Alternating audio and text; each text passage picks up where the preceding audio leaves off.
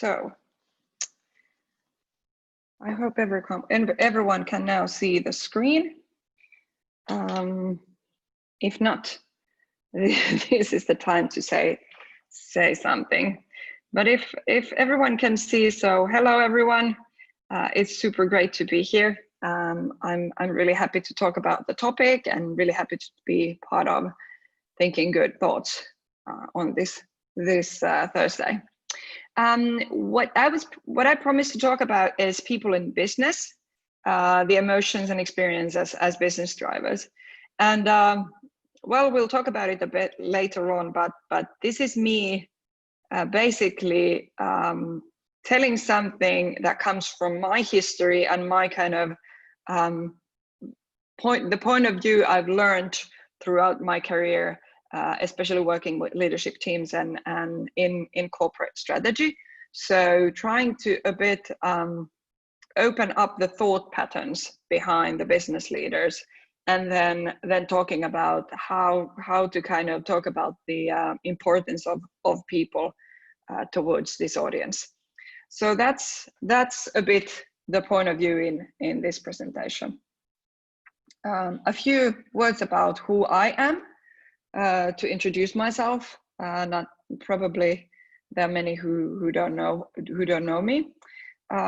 So my name's Liisa Holma. I'm a mother, but and I work at Marketing Clinic, where I'm the offering lead for customer experience design and innovation offering. Previously, I worked at Tieto, where I was responsible for Tieto customer experience. But then, basically, for this talk, what I want to kind of a bit talk about is that I started my career in Nokia at corporate strategy. And at Nokia at corporate strategy, that would mean that we would do a lot of quantitative analysis and business cases that tried to solve business problem and give a point of view of how Nokia should act upon different things that happened on the market. And in that role, I had the chance to talk quite a bit to the leadership teams and to hear the way they talk and to start and understand the agenda of leadership teams. And I really think that since the aspect of people in business should get to the leadership team agenda, I'm here trying to a bit open up the issues that there are between leadership teams trying to understand the importance of the topic. So that's what we're here to talk about today. A few weeks back, or I think it's actually a week back, in LinkedIn, I asked people what is interesting about the topic. And based on that, I then basically kind of the votes were split between the two choices. So I'm going to talk about both of the topics. Both, why is it important to understand the human perspective in business? And also, how should we talk about this topic to the executives and to the leadership team? So this is me trying to maybe a bit kind of explain the topic to my old self. So a bit kind of going back to my own history and the work I used to do and trying to explain what I now know to the older version of myself, and then of course to then the leadership teams of Finnish companies. Good. Well then, why is it important to understand the human side of business? If we think about in business terms, and this is now kind of, I know there's a lot more to it. There's the happiness side and the engagement side, and there's a lot more to it. But if we really talk about in terms of business and the business growth, then why should we care about humans in business? Well, if you understand humans, both the customers, the employees, the stakeholders such as investors and so on, it's much more easier to communicate with them and to provide them with the information and the products that they are looking for. So the better you understand the needs and the situation of people, the better you're able to resonate with them and talk to them about things that matter to them. And that actually creates growth. So in business terms, it's almost like wasteful trying to guess what your customers or employees might want, because it's much more easier to just ask, especially today when you can ask anyone super easily. I was listening to Mari Luukkainen talking about when she started as the growth hacker in Fresca in 2017. I was listening to her webinar about this earlier this week, and she said that while she didn't understand, she saw in statistics that only 800 people in all of Helsinki were Googling for home cleaning, and she didn't understand why that was. She was thinking like, there should be so many more people interested in cleaning their houses in Helsinki. And what she did was she just went to Narinkatori and asked 100 people, why are they not hiring a cleaner to clean their homes? So that's what we mean. So the better you understand your customers or employees or other people, the better your chances of doing something that actually creates value to them. Well, this sounds super simple, and it's actually quite surprising how difficult this at times is to sell to the corner office, as we say. Well, other reasoning, what this really means for business, and this is now kind of starting to get to a bit more like what is difficult about this. What this really means for business is that whereas traditionally the businesses have gone from doing things super efficiently and then providing as good a customer experience or employee experience as possible with that efficiency, they have used to kind of thinking about efficiency first. So what you first do, you think about, these are the products we make and we want to make them as efficiently as possible. And then on top of that, well, we're going to tweak it as much as we can to provide a better customer experience, not a stellar one, but as good as we can with this setup. But what the business should get to, and what they should change their perspective to, is that, well, you should first start from creating excellent experience. You should first think, what do people need? What is the core of the need of the people? And then only do that as efficiently as possible. But this is not something that's been traditionally done. And it's there are no management books. There are no universities, especially for the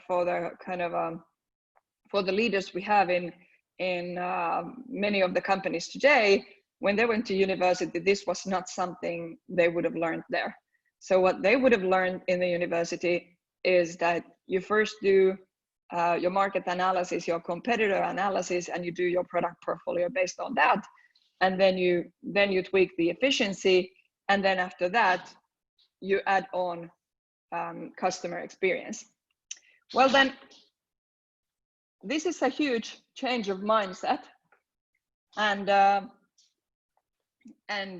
thus it takes some time to get accustomed to it. Okay, I'm still going to a bit talk about the things we know that good customer experience does for companies. So, and why understanding people is good business. So other things that I've at least gotten the leaderships to talk about is then that understanding people helps you drive sales. The better you know who your customers are, the better you're able to only concentrate on producing the things that are valuable for your customers, and the better the less time and effort you have to spend on selling. So trying to convince someone to buy your products because the products are based on needs, it's easier to sell, the sales costs are lower. The stronger the brand, because the brand only concentrates on things that are valuable for the company and valuable for the people. You can drive loyalty with understanding the people. So the better the better your understanding of the people, the employees and the customers, the more loyalty, the better you're able to talk to them about things that are important to them, the better you're only able to concentrate on things that are important to them, and thus you improve the loyalty. You can also think about the kind of, by understanding and really kind of looking into customers and employees, it will help you innovate and co-innovate with them. So as the people, as you're having the discussion with people, you start to understand what things are there that the people are experiencing, what needs do they have that you might be able to help them with. Of course, as a company, you know your internal strengths better than the customers out there. But if you're able to understand what are the needs and what is the environment the customers are in, then you will be able to also think about what is it that your company can do that's also valuable for your customers. And you can avoid doing things that you can do that are not so valuable for the customers and thus are more difficult to sell. Now, I know this is a super text heavy slide, but I wanted to take a time to explain a bit about why it is that the leadership teams, especially in Finnish companies, are so very obsessed with operative manners and making money. And I took some time to go through the roles and responsibility of leadership teams and boards of director of a few listed Finnish companies to make the point clear. So partially by legislation and then by kind of just how the roles and responsibilities are split between leadership teams and board of directors, it is so that the leadership team really focuses on day-to-day management of the company and on very operative matters. So much of the kind of, if you read through the text, there's also a lot of things about kind of accounting and complying with the accounting law and making sure that the company makes the right use of its money and responsible use of group funds. Now, the board of directors then is the party that is responsible for setting the strategy and then tells the leadership team to implement that strategy. So while the kind of, in reality, what happens is that the leadership team proposes a strategy to the board of directors, but in reality, it really is the board that approves the strategy. And then they tell the leadership team to go and implement it. And this has a lot of kind of, this has a lot of impact on, one, who will be sitting on the leadership team, and two, what is the focus of those people?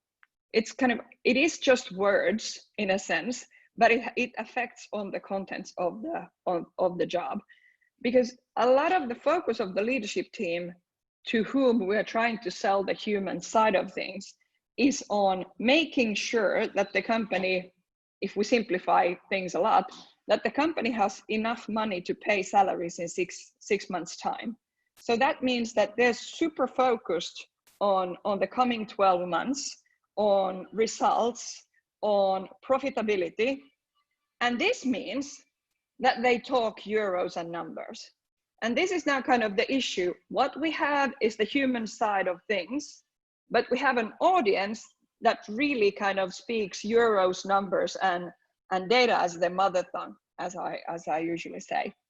And this is now a challenge, because what would be a more maybe kind of responsive audience to the story is the board of directors, but usually kind of they don't spend as much time on the company as the leadership team, and the leadership team is the de facto audience.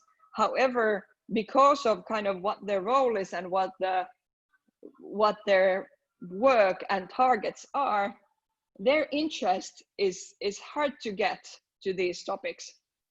So if we want to talk about humans in business to the leadership teams, we need to be able to talk about value creation, operational efficiency and performance, and things that we don't really usually like to talk, kind of associate, because we don't like to associate with the human side. When we usually talk about the human side, we talk about emotions, we talk about qualitative findings and qualitative research. We don't talk so much about numbers and euros and so on.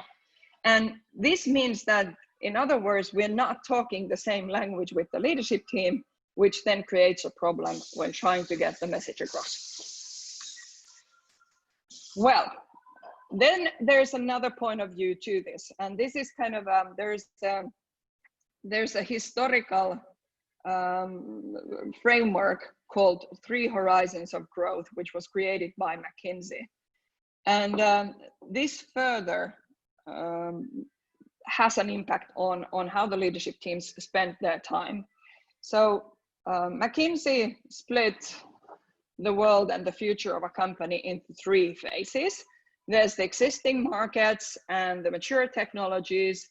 There's the additional growth that comes from emerging technologies and emerging markets. And then there's the kind of Horizon 3, the future, the futuristic, somewhere further away. Usually it's said that it's beyond 5 years, where you have the new technology and new markets and so on. And this framework has had a huge impact on how leadership teams spend their time. Basically, how they think is that they spend 70% of their time in thinking about improvements, extensions, variance, and cost reduction, i.e. Horizon 1, 20% on Horizon 2, and 10% on Horizon 3. Now, getting back to the people topics, this kind of underlines the importance of being able to talk about the humans in a way, and the human perspective of business in a way where you can show benefits from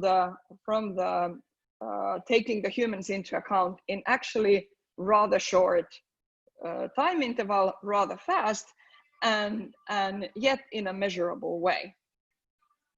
This is not a very good fit with what we think about when we think about humans in business and customer experience and so on. Usually when you talk about these sorts of things, the arcs and the times are much longer. Year is a short time when we're talking about people. At the same time, kind of this is the time span that the leadership team focuses on. And now this is kind of part of the challenge. So what do we propose to do then? Well, what's funny is that already kind of Peter Drucker is a huge kind of management guru and the father of management thinking, as they say, and all leadership, kind of all the people in the leadership teams and everyone who's done an MBA has probably read something that he's written. And one of the things he said, that the purpose of a business is to create and keep a customer. Now in 2020, we probably think that there's other purposes to business, but at least kind of the customer is at the core of business. Now, if we want the leadership teams to really kind of, if we want to translate our human perspective to something that the leadership teams understand, well, one thing that we can do is to kind of take the customer and think about what can we say about the customer in the language of the leadership team, i.e. in the language of euros and measurements and data. And we have some kind of, this is an open question that many people are trying to crack, because it's obvious that it's a message that's hard to get through. But there are some few early attempts that I think are super intelligent that should kind of that we should start using much more than we do today. And the first one is about the first ones are about the customer. Now, in traditional organizations, the way they have been organized is that kind of you look from top down the organization, and then the poor customer looks at the organization and everything that it does from a very different perspective. And this causes a problem for the customer viewpoint, but at the same time, this is the reason why the CEO and the business leaders are quite oblivious of the reality that the customer is experiencing. And now turning this into numbers and trying to kind of open this up as with numbers to those people. One of the kind of best attempts of doing this that I've seen is something that Bain and company are proposing, and it's this. So what about if we talked about customers as kind of, we took the company revenue and we would split that down to the customer relevant metrics to show the importance of customer loyalty and to show the importance of retaining your customers and having happy customers.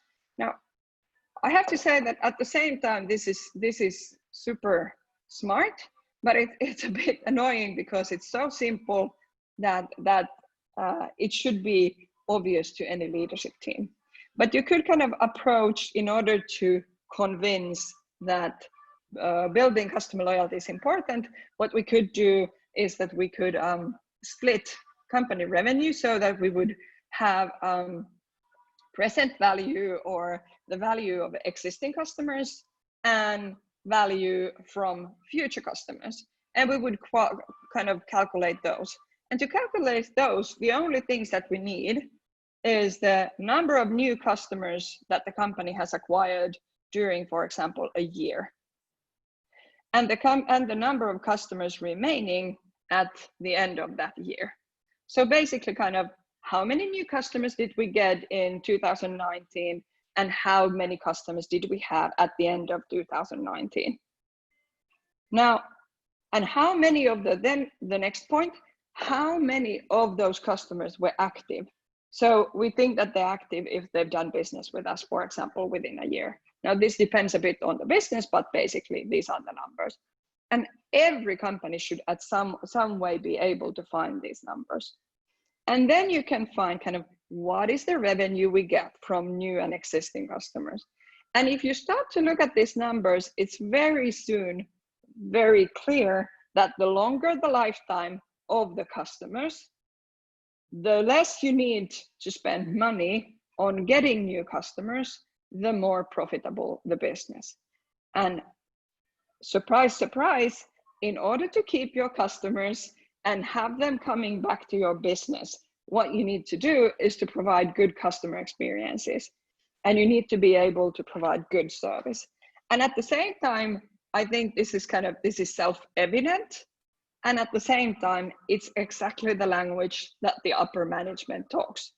And there's a lot of kind of nuances and finesse that disappears. If we think about the elements that affect customer experience, a lot of it is disappeared from this calculation.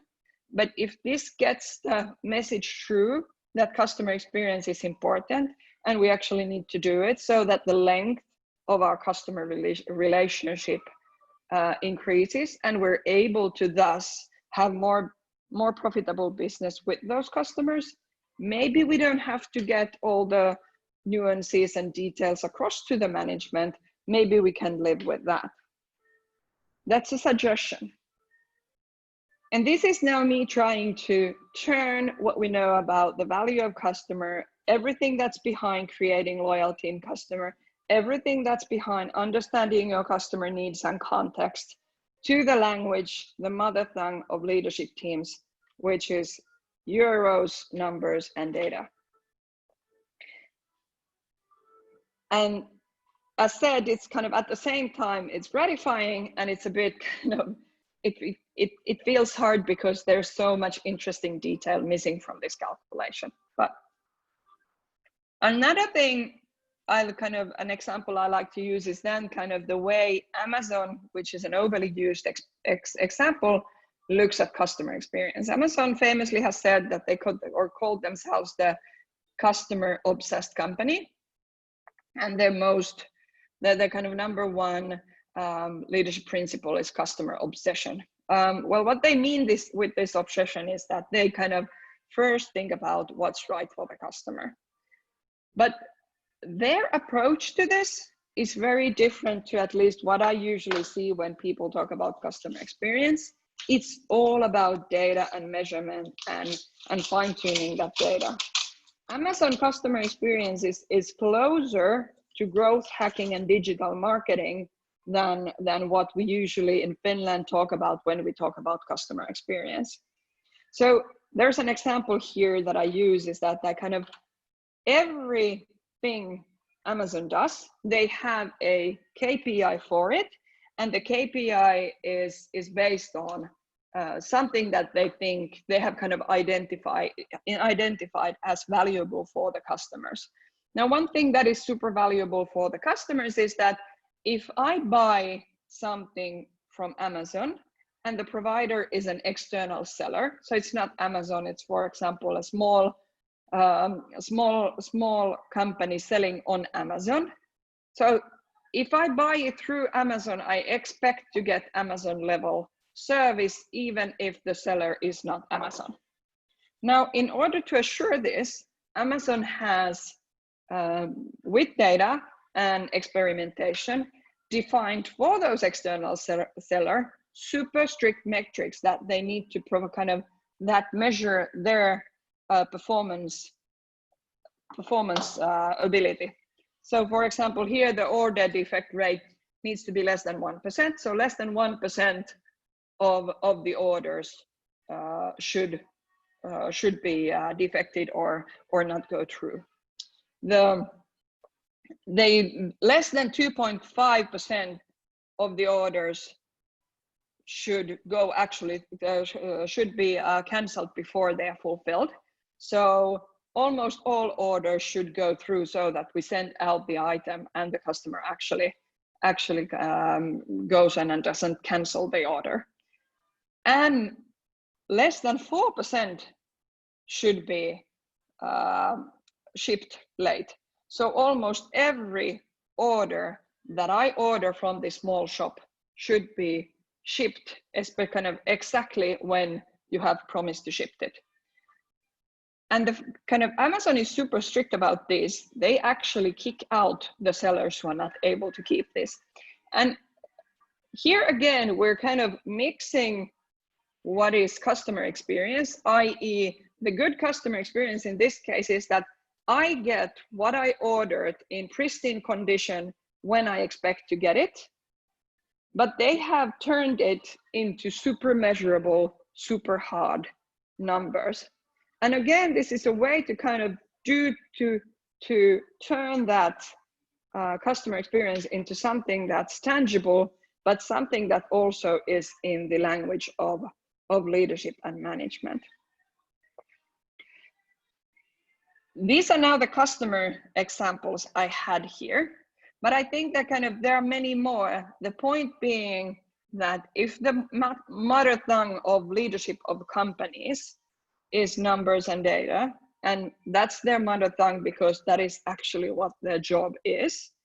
Their job is to drive numbers, to drive getting on targets and so on. Then we need to find ways to talk to them in their mother tongue if we want to convince them of our topic. Now, another favorite example of mine are employees. So here's what Aaron Dinian says about employee satisfaction, and especially about engaging employees in his book, The Brave New Work. Now, this is especially about kind of non-compete clauses and not putting handcuffs on your employees.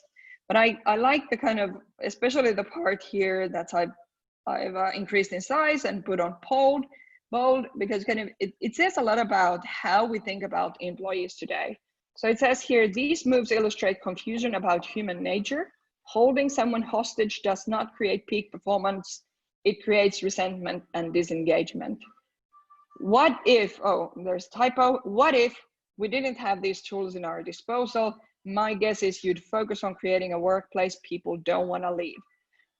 And this is so true. So if we couldn't force people to stay with the companies, we would spend all that time and effort in trying to assure people that this is the best place for them to work at to first of all kind of get the right people in, the people who want to work in our company, and then we would make sure that they want to stay there, and we would make sure that the work is kind of as gratifying as possible. And there's actually kind of there's data, and I'm sure you've seen much of this data, but kind of happy employees are the best, happy people are the best employees. There's been kind of a lot of looking into this. But then how again do you talk about this to the leaders? How do you convince the decision makers that it's worthwhile to spend on the people, to put effort on the employee experience, and so on? Now, these are some stats from the States, very generic stats, but I like them because there's a lot of things about the kind of productivity at work and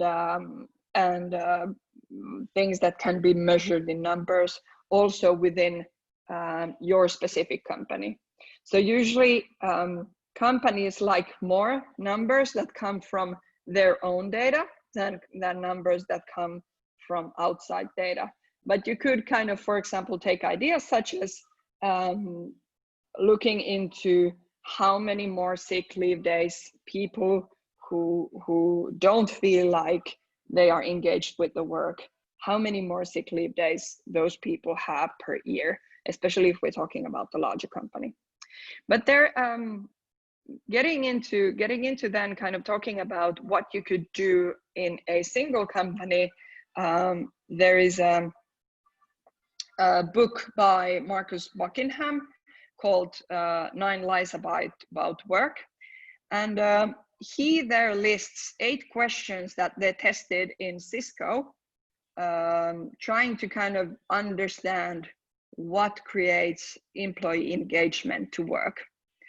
And these are the 8 questions that they asked. And they are all very subjective questions. It's a lot about how that single person likes their work in that company, and how do they feel about the different aspects of their work in the company. And the reason for this is that the kind of people are not very reliable when they answer questions about kind of someone else. If I ask someone, how is your colleague performing? There are so many things that can cause noise in that measurement. There's, for example, does that person like their colleague? Do they want to say honestly how their colleague is performing? Or maybe they like that colleague super much, so they feel more positively towards that colleague and they rate them higher. But what's interesting that people are actually the best judges of their own feelings, and this is why the list of questions here is put like it is. And the funny thing is that, and why I put the list here as an example of something that might be used to communicate towards management when combined with company-specific data, is that when Marcus Buckingham and Cisco HR head used the answers from these 8 questions, and they cross-referenced them with data about who in the company performs best, the people who rated these 8 questions highest are also the people who do the best work in the company. So the more enthusiastic a person is about the mission of the company, the more clearly they understand what is expected of them, the more they are surrounded with people who share their values, the more they feel that they have a chance to use their strengths, the more they trust their teammates, the more they know they are recognized for excellent work, the more they trust the future of the company, and the more they feel they can grow in their roles, the better they are at their work. And then with this, these questions provide a way to start and find ways to cross-reference these with data in your company. So if you're able to understand what drives performance in your company, you will be able to understand then and communicate that performance to the leadership teams. The point is that people are an undervalued business opportunity for companies. Companies feel very often that while they feel that the people are important, they don't necessarily engage the people as much as they could do, and that is because there's such a big discrepancy between the way the leadership team makes decisions and the way we talk about people. And it's not it's more about trying to find a common language, and with that find a way to pilot and find ways to better use people and better communicate the value of people in business, to find the way to grow business and drive growth by better engaging people and having a more people-centered way of doing business. This was my presentation, so I'm stopping here and would be very glad to hear your thoughts or comments or questions.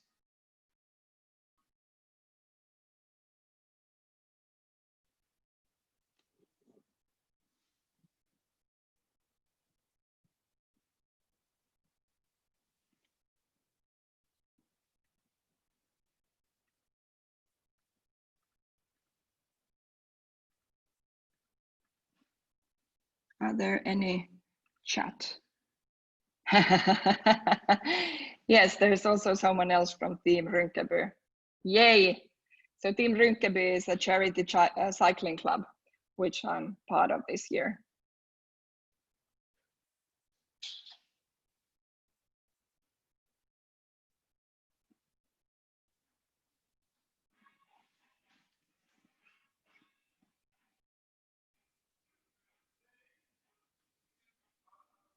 Q&A, no open questions.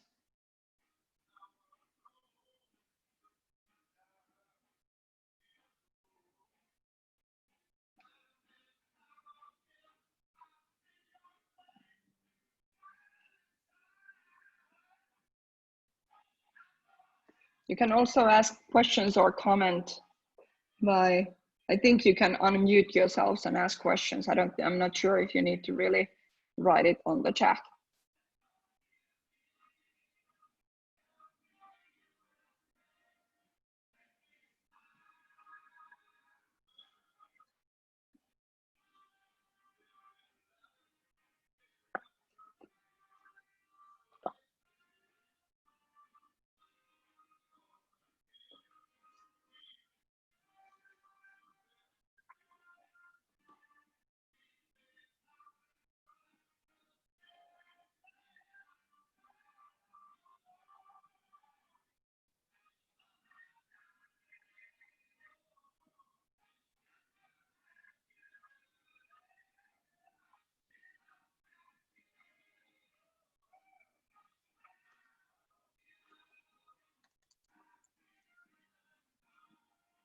Haha.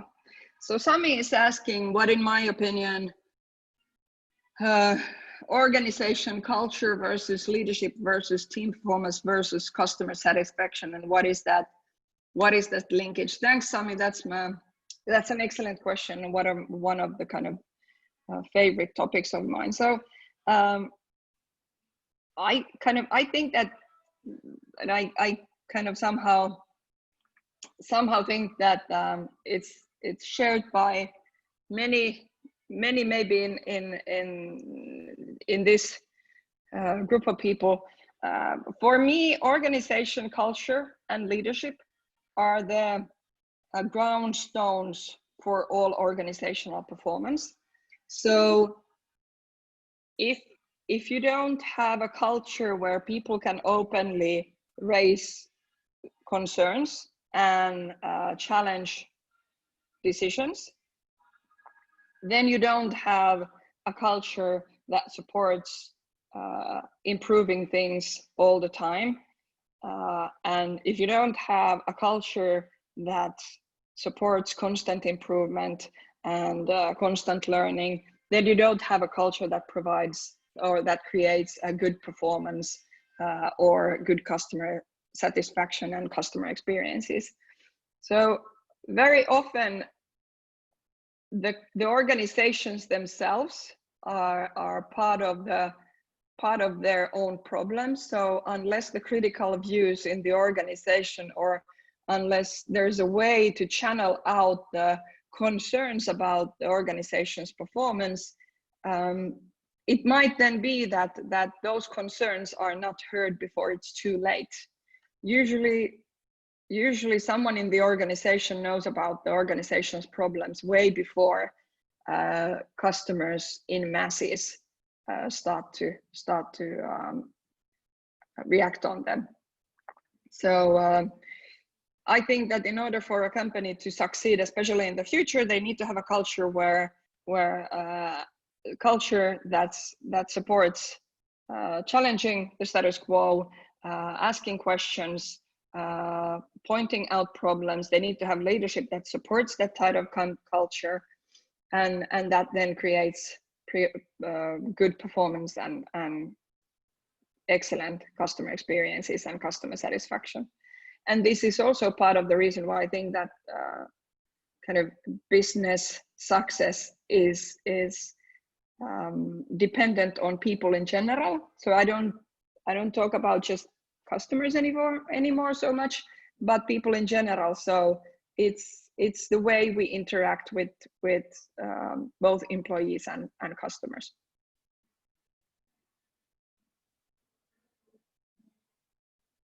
Any other thoughts?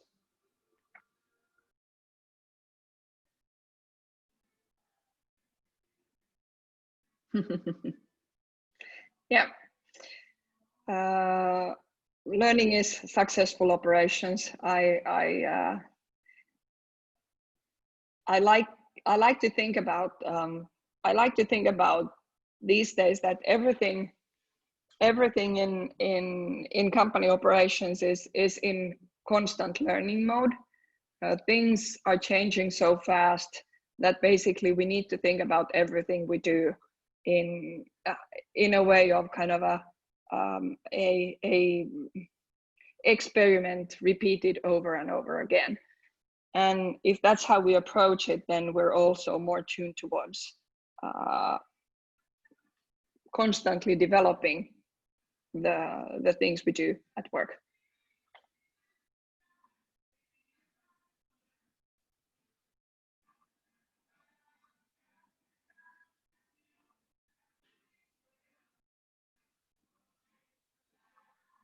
Other questions? And thanks, Sami, for the feedback.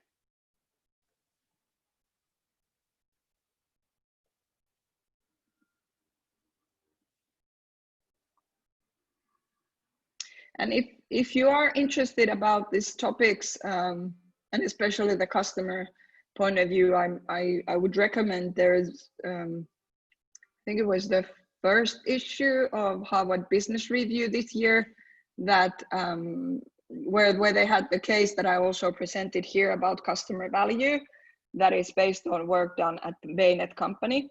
So I would very much recommend on finding that article at Harvard Business Review and reading it. It's a 3-article long spotlight series where they open up about how also investors could look into customer value more deeply. And as said in the presentation, I like this approach because it basically forces leadership to act on specifically the things that we know impact customer experience, but the kind of reasoning is very different that is classically used in customer experience related talk. So it's a different logic, but it arrives to a very similar place, talking about building loyalty in customers and lengthening the customer relationships.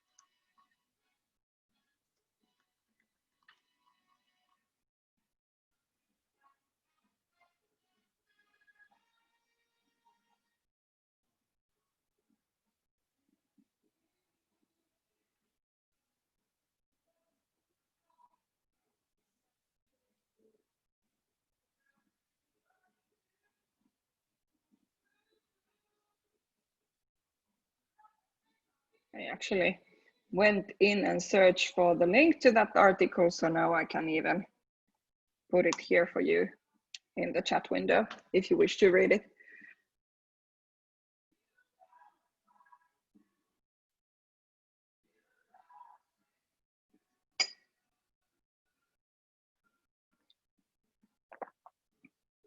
And somewhere in that article, you can also find a link to the original study by Bain, so which also is a good read.